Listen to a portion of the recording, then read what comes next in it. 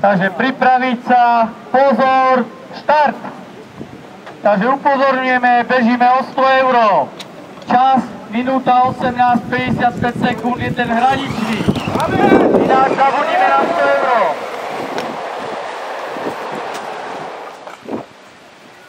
Peťky roztiahnuté, bariéra ako keby nebola. Uvidíme to teraz v prvom príklade.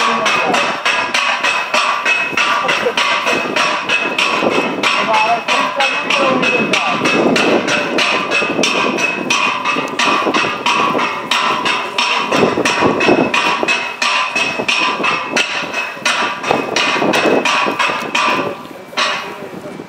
Takže kladivo za sebou a ďalšia zaberačka na telo. Návrh súčasť, príťahy, záťaže na 10 metrov vzdialenosť.